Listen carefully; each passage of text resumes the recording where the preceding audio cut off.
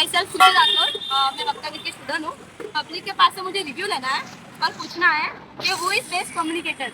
बात स्पष्ट रखने में कौन अच्छा होता है, गर्ल या बॉय? गर्ल्स। वाई? इसका रीजन क्या है?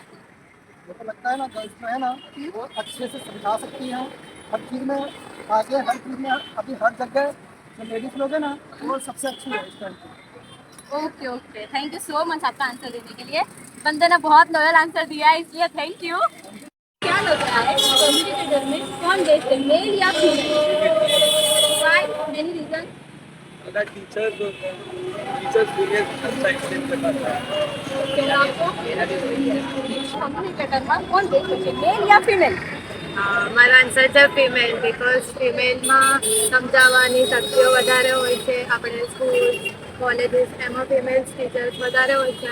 Okay okay, thank you so much. Done.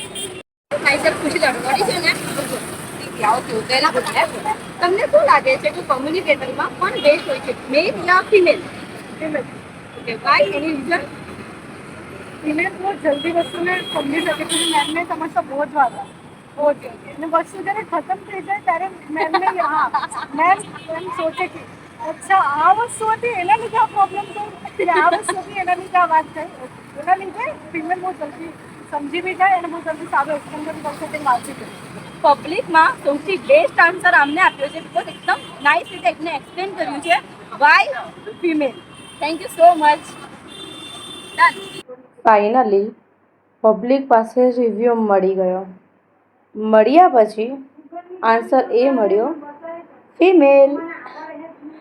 કમ્યુનિકેટરમાં સૌથી બેસ્ટ ફિમેલ હોય છે.